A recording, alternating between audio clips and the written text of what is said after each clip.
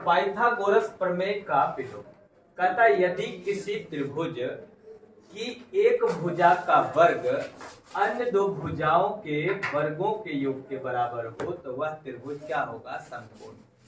Pythagoras प्रमेय कहा था कि अगर किसी समकोण त्रिभुज में ऐसे बोला था कि समकोण त्रिभुज में बड़ी भुजा का वर्ग अन्य दो भुजाओं के वर्गों के योग के बराबर होता है, वो कहा था पाइथागोरस प्रमेय का प्रमेय में। लेकिन विलोम में कहता है कि त्रिभुज के समकोण क्या करना है? साबित करना है। त्रिभुज को समकोण साबित करना है, क्या समझेंगे? विलोम। अब पाइथागोरस प्रमेय क्या बोला था कि ये वाला साबित करो कि एक भुजा का वर्ग अन्य दो भुजाओं के वर्गों के योग के बराबर होता है। यहाँ थोड़ा उल्टा है। तो यहाँ पर सबसे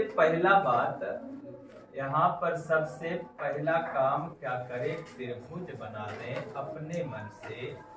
अभी हम लोगों को नहीं पता है कि इस त्रिभुज का एबीसी में ये नहीं दिया है कि समकोण है कि नहीं। समकोण नहीं दिया है, क्या दिया है?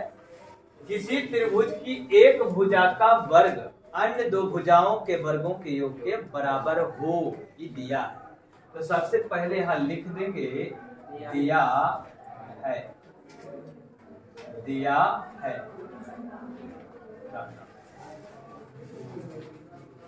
क्या दिया है? एक भुजा का वर्ग अन्य दो भुजाओं के वर्गों के योग के बराबर। तो यहाँ पर एक भुजा का वर्ग माने हम अभी फिलहाल ले रहे हैं AC को, तो AC स्क्वायर बराबर AB square plus BC square. उसके बाद आ जाए सिद्ध करना है। सिद्ध क्या करना है कि इसका कोण B बराबर क्या होना चाहिए? 90 डिग्री। अब पाइथागोरस प्रमेय में उल्टा था, ई वाला दिया था, ई वाला साबित करना। अब पाइथागोरस प्रमेय का विलोम में ई साबित करना है, वो दिया है। अब यहाँ पर क्या करें? इसके बाद एक और काम यहाँ रचना। देखो पिछला में रचना किए थे तो मतलब यहाँ लंब खींच दिए थे यहाँ से यहाँ, लेकिन इसमें इसी के जैसा एक त्रिभुज बना दे, इसी के जैसा। लेकिन क्या करेंगे? AB या तो एक त्रिभुज DEF इस प्रकार लिया या खींचा, इस प्रकार बनाया कि इस प्रकार का एक त्रिभुज बनाना है कि ऐसा बनाना है। एक त्रिभुज हम अपने मन से ले, समझो साबित करना एक जबरदस्ती वाला ही काम है कि पता रहता है आदमी को अच्छा ऐसे करना है। ऐसे देखो यहाँ पर नाम क्या होगा इसका? DE और F।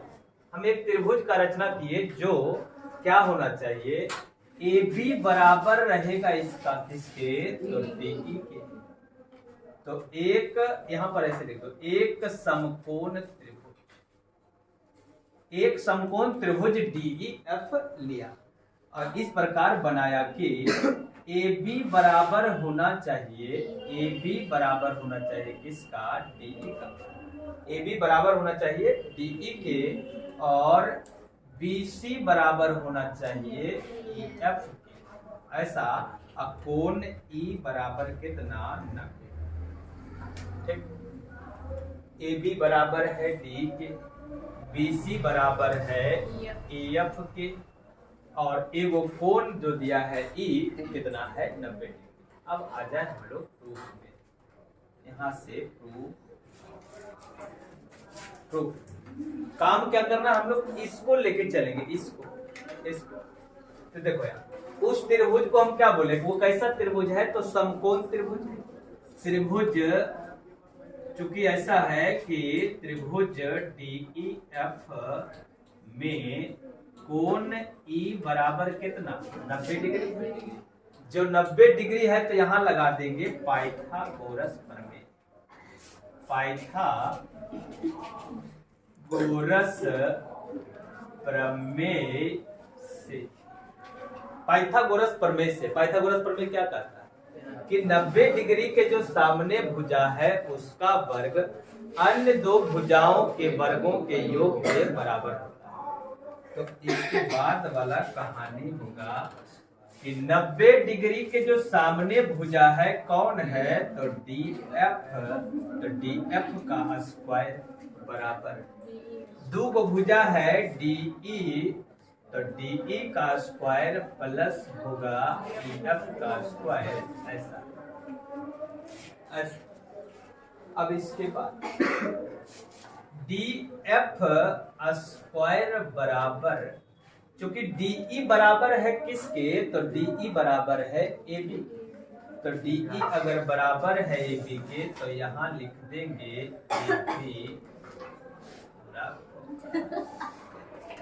AB के स्क्वायर, और BC बराबर है EF का, इसलिए EF के बदले क्या लिख देंगे, BC का स्क्वायर।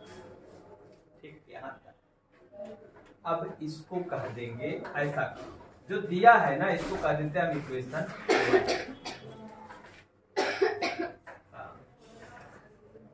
इसको कह देंगे इक्वेशन 2, इसको कह देंगे इक्वेशन 1 और इसको कह देते हैं इक्वेशन 2। इक्वेशन 1 और इक्वेशन 2 को देखिए तो दोनों का क्या है, RHS बराबर है।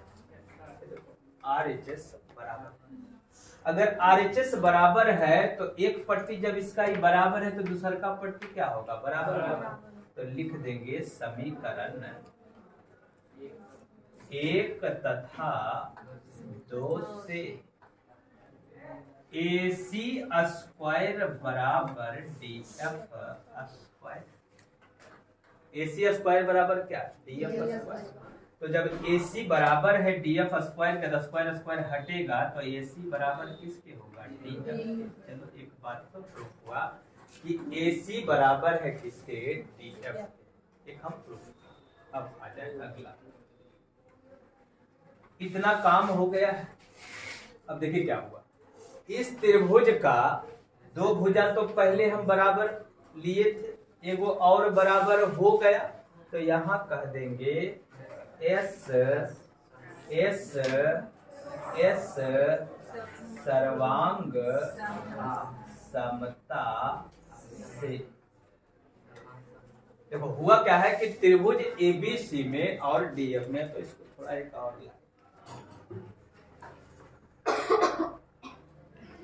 सब त्रिभुज ABC तथा त्रिभुज DEF में, इन दोनों में क्या क्या बातें हो। एक तो हम लोग का आ गया था AB बराबर है किसके, DE के, AB बराबर किसके, DE। और BC बराबर था, BC बराबर है EF के, ये लोग तो दिया हुआ ही था या रचना से। और तीसरा वाला अपने हम लोग साबित किए हैं AC बराबर किसके, DF। अगर दो त्रिभुज का संगत भुजा बराबर है तो S सर्वांग, इधर कटता भी है क्या, नहीं कटता।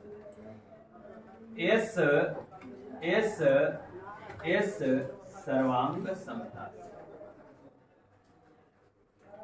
S सर्वांग समता से क्या हो गया, त्रिभुज ABC सर्वांग सम हो गया त्रिभुज DEF के।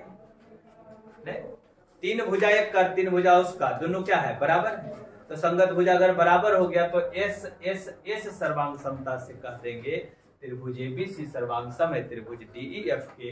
अगर सर्वांग सम हो गया, अगर सर्वांग सम हो गया तो CPCT से, CPCT के बारे में सुने कि अगर दो त्रिभुज सर्वांग सम है, नो में बताए थे बात, CPCT बोले अभी, हाँ अभी नोमा बता रहे थे, आज यही बता रहे थे, CPCT आज स्टार्ट किया सर्वांग समता। तो CPCT से मतलब दो त्रिभुज अगर सर्वांग सम है तो सर्वांग सम त्रिभुजों के संगत भुजाएं बराबर होती है, या संगत भाग बराबर होते हैं, संगत भाग। तो यहाँ पर सीपी सीटी से क्या हो गया कि त्रिभुज, दोनों त्रिभुज तो सर्वांगसम हो ही गया था, तो सीपी सीटी से बाकी का जो नहीं सर्वांगसम दिया था, बराबर दिया था, वो बराबर हो जाएगा। तो सीपी सीटी से क्या हो जाएगा, बी बराबर किसके बन जाएगा, ए के। तो यहाँ लिख देंगे कोण बी बराबर कोण ई के। चूंकि कोण ई का मान कितना है, 90 डिग्री, इसलिए बी भी कितना हो जाएगा, 90 डिग्री। सी आर को